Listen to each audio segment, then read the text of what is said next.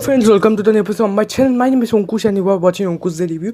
So আজকে আমি review দেবো হচ্ছে ভানুপ্রিয়ার ভূতের হোটেল স্টারিং বনি সেনগুপ্ত, সোহম মজুমদার, আমাদের মিমি, স্বস্তিকা দত্ত, কাঞ্চন মল্লিক, মানসী সিনহা এক্সেট্রা। এই সিনেমাটা ডিরেক্ট করেছে অরিত্র মুখার্জি অ্যান্ড এই সিনেমাটা প্রডিউস করেছে হচ্ছে উইন্ডোজ। এবার কেমন লাগলো সিনেমাটা? সত্যি কথা বলতে আমার সিনেমাটা পোষায়নি অতটা। First positive point is the performance. Som Majumdar Bony বলো, স্পেশালি বনির পারফরমেন্স, ক্যারেক্টারের মধ্যে কিছু ছিল না, ভালো পারফরমেন্স দিয়েছে। মিমি বলো, আমাদের স্বস্তিকা দত্ত বলো, কাঞ্চন মল্লিক, মানসী সিনহা, তারপর এরা ফাটিয়ে দিয়েছে ভাই, ভালো পারফরমেন্স দিয়েছে স্পেশালি কাঞ্চন মল্লিক।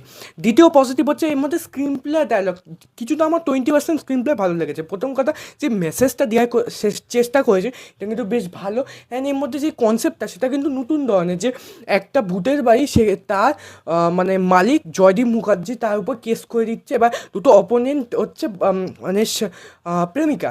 এবার তারপর সে ভূতের হোটেলে যাচ্ছে, এবার ওই নিয়ে একটা কমেডি হরার সিনেমা। সো ওইটা কিন্তু কনসেপ্টটা কিন্তু বেশ ভালো, বাট এক্সিকিউশন ভালো করেনি, সেটা আমি নেগেটিভে বলছি। বাট এর মধ্যে যে তোমার কিছু কিছু জায়গা কমেডি পোর্শন ভালো ওয়ার্ক করেছে, কিছু কিছু টুইস্ট অ্যান্ড টার্নসও বেটার আছে, কমেডি গ্যাগস আছে, মানে পলিটিক্যাল ফিল্ম নিয়ে, নর্মাল লাইফ নিয়ে, সেগুলো বেশ ভালোভাবে ডেলিভারি করেছে অ্যাক্টার্সরা, লিখেছে, সেগুলো বেশ ভালোভাবে ওয়ার্ক করেছে। এবার থার্ড পজিটিভ পয়েন্ট হচ্ছে ভিজুয়ালস ভালো, মানে অ্যানিমেশন বা ভিজুয়ালের যে কাজ সেটা কিন্তু বেশ ভালো, মানে বাংলা স্ট্যান্ডার্ডে দেখে কোনো জায়গা মনে হয় না যে কমতি আছে, দেখে ঠিকঠাকই লাগে মোটামুটি ফর মি টু। আপনাদের কেমন লাগে সেটা আপনার কমেন্টে জানাবেন। বাট আমার অ্যানিমেশন আর ভিজুয়ালের কাজটা বেশ ভালো লেগেছে। ফোর্থ হচ্ছে বিজিএম গানগুলো কিন্তু বেশ ভালো। আমি গানগুলো ভালো বলেছি, কোথায় প্লেস করেছে জায়গাটা সেটা আমি কিন্তু বলিনি। সো গান ভালো, বিজিএমটা বেশ ভালোভাবে এক্সিকিউট করা। ফিফথ হচ্ছে ক্যামেরার কাজও বেশ ভালো, প্রোডাকশন ভ্যালু বেশ ভালোভাবে পয়সা খরচা করেছে দেখে মনে হচ্ছে। এই কটাই আমার পজিটিভ পয়েন্ট ছিল। এবার নেগেটিভ পয়েন্টে আসি। প্রথম negative point of this film is the screen play. এর মধ্যে হরার এলিমেন্ট, মানে হরার কমেডি দিয়ে প্রমোট করেছে, বাট এর মধ্যে হরার এলিমেন্ট তো প্রথম কথা নেই। কিছু কিছু হরার জিনিস ইউজ করেছে, মানে টিপিক্যাল জিনিসপত্র ইউজ করা আছে, গিমিক্স ইউজ করা আছে, সেগুলো কিন্তু ওয়ার্ক করে না, সেগুলো খুব আউটডেটেড স্টিরিওটিপিক্যাল হয়ে গেছে।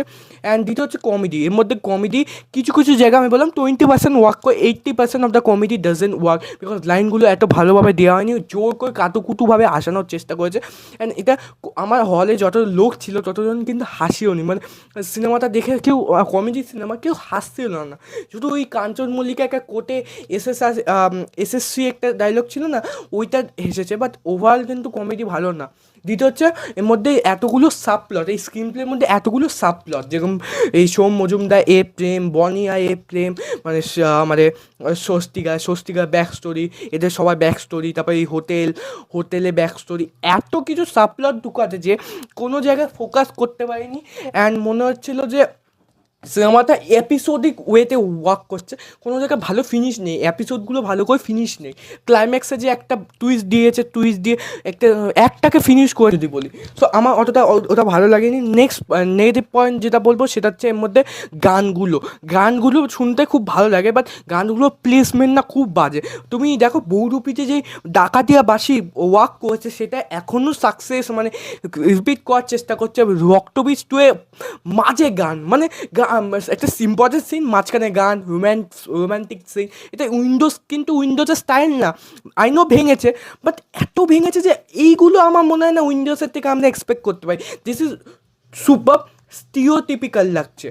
সো গানগুলো প্লেসমেন্ট ভালো না, রোম্যান্টিক পোর্শনসও ওয়ার্ক করে না। উইন্ডোজের স্ট্রং পোর্শন কী ছিল, একটা সম্পর্ক, মানে একটা মানে রিলেশনকে কমপ্লিকেটেডভাবে বা ভালোভাবে এস্টাবলিশ করে। এখানে কিন্তু কোনো সম্পর্ক, যেমন এদের দুজনের সম্পর্ক বা স্বস্তিকা বনের সেনগুপ্ত সম্পর্ক ওয়ার্ক করে না। অ্যান্ড ওইভাবেই লেখা হয়েছে যে জাস্ট একটা গিমিক্স একটা সিনেমা। And the last negative point হচ্ছে emotional portion. At the end এই সিনেমাটা একটা ইমোশনাল নোটে ফিনিশ হয়, মানে ইমোশনাল নোটে যায় ক্লাইম্যাক্স, কিন্তু আমাদের ইমোশনে ফিল হয় না, কারণ কি ক্যারেক্টার ডেভেলপমেন্ট নেই, প্রপার কোনো জায়গায় ফোকাস নেই। আমরা জানি যে কমেডি হওয়ার সিনেমায় ক্যারেক্টারগুলোর সঙ্গে আমরা যদি বেঁধে যাই তাহলে কিন্তু যতই বাজে সিনেমা হোক একদিন মজা পেয়ে যায়। স্ত্রী টু কিন্তু ভালো সিনেমা ছিল, ওটা বেশি অ্যাপ্রিসিয়েশন পেয়েছে because of the Vicky character, স্ত্রী ক্যারেক্টার। যদি বলো থামাতে সেটা প্রবলেম হয়েছে, আমি থামাতেও কথা বলেছিলাম এইটা নিয়ে।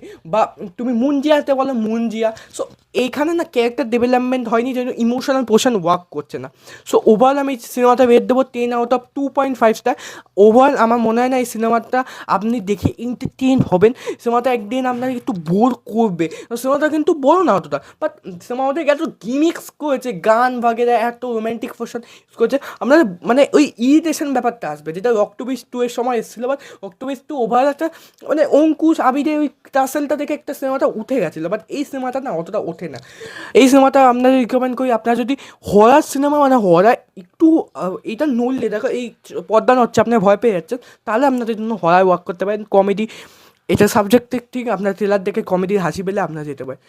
আমার সিনেমাটা ভালো লাগে যে আপনারা যা যা দেখেছেন সেটা কমেন্টে জানাবেন, ভিডিওটি লাইক করবেন, সাবস্ক্রাইব করবেন অ্যান্ড